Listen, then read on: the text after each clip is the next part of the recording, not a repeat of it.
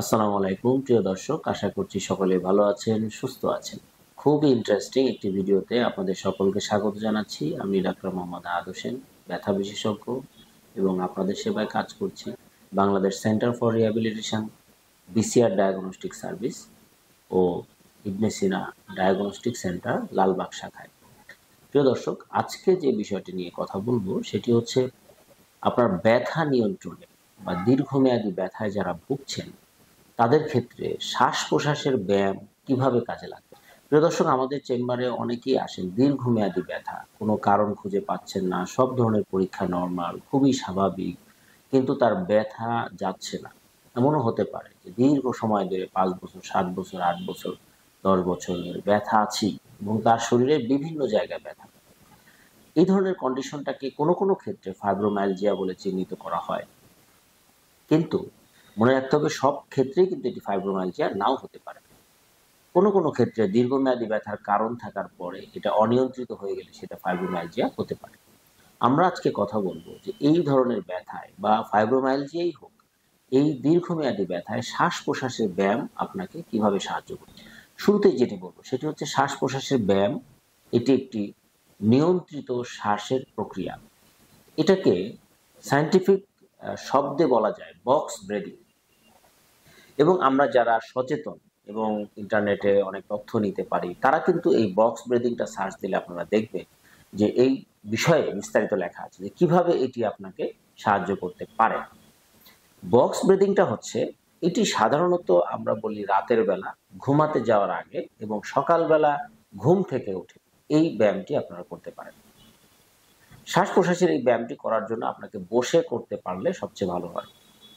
শুয়ে শুয়ে বা অস্বাভাবিক পজিশনে এই ব্যায়ামটি করা যায় না, কনসেন্ট্রেশন থাকে না।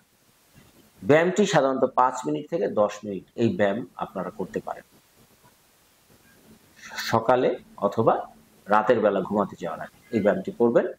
কিভাবে করবেন? প্রথম কথা হচ্ছে আপনি বসে আপনার কনসেন্ট্রেটেড হন, সব কিছু থেকে আপনি একটু আলাদা হন। তারপরে আপনি শ্বাসটা আস্তে করে নেওয়ার চেষ্টা করুন। ধীরে ধীরে আপনি পুরো শ্বাসটা নিয়ে নেন, বুক ফুলিয়ে পুরো শ্বাসটা নিয়ে নেন এবং এটি ৪ সেকেন্ড সময় নেন। খুব অল্প সময় না, মানে খুব বেশি সময়ও না। আপনি ৪ সেকেন্ড সময়টা ধারণা করে আপনি ১, ২, ৩, ৪ পুরো শ্বাসটা নিয়ে নেন। তারপরে ৪ সেকেন্ড হোল্ড করেন। এই ৪ সেকেন্ড হোল্ড এর পরে আপনি আবার ধীরে ধীরে শ্বাসটি ছেড়ে দিন। পুরো শ্বাস বুকের ভেতরে যত শ্বাস আছে ছেড়ে দিন। ৪ সেকেন্ডে এটি ছেড়ে দিন। এরপরে আপনি ৪ সেকেন্ড শ্বাস নিবেন না। এরপরে আবার এই প্রক্রিয়াটি রিপিট করুন, শুরু করুন। এই প্রক্রিয়াটিকে বলা হয় বক্স ব্রেদিং। কারণ এটি ৪টি ধাপে আপনার ৪ সেকেন্ড করে একটি বক্স কল্পনা করা হয় এবং এটার মাধ্যমে এই ব্যায়ামটি করা হয়। এই ব্যায়াম সাধারণত যাদের সবসময় ব্যথা, বিভিন্ন কারণে অল্পতেই ব্যথা, তাদের ক্ষেত্রে কি হয়?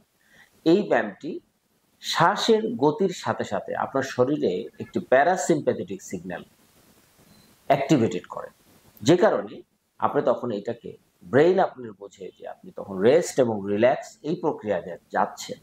তখন স্বাভাবিকভাবেই আপনার ব্যথা কমে আসে। এটি ধীরে ধীরে আপনি ১-২ দিন করলে হয় না। এটি সাধারণত আমরা দীর্ঘ ২ মাস, ৩ মাস, ৬ মাস করতে বলি। তাহলে আস্তে আস্তে আপনার এই ব্যথার যে সেন্স করার প্রক্রিয়া, সাধারণত আমরা বলি যে ব্যথার যে থ্রেশহোল্ড প্রক্রিয়া, এটি তখন আস্তে আস্তে বাড়তে থাকে এবং এটি স্বাভাবিক পর্যায়ে আসতে থাকে। এটি অনেক সময় লাগে, তবে ধৈর্য সহকারে যদি আপনারা এটি করতে পারেন তাহলে কিন্তু এটি দীর্ঘমেয়াদী যাদের ব্যথা বা ফাইব্রোমায়ালজিয়া যারা আক্রান্ত আছেন তাদের ক্ষেত্রে এই ব্যায়ামটি মারাত্মকভাবে ভূমিকা রাখতে পারে। তো প্রিয় দর্শক, আজকে আমরা আপনাদের সাথে কথা বলেছি শ্বাস প্রশ্বাসের ব্যায়াম কিভাবে করবেন এবং এই ব্যায়ামটি স্পেসিফিক্যালি যারা অতিরিক্ত মানসিক চাপে ভোগেন তাদের ক্ষেত্রে যেমন কার্যকরী, যারা দীর্ঘমেয়াদী ব্যথায় ভোগেন তাদের ক্ষেত্রে এটি কার্যকরী এবং যারা ফাইব্রোমায়ালজিয়ায় ভুগছেন তাদের ক্ষেত্রে কিন্তু এটি দারুণভাবে কাজ করতে পারে। প্রিয় দর্শক, সকলে ভালো থাকবেন, সুস্থ থাকবেন।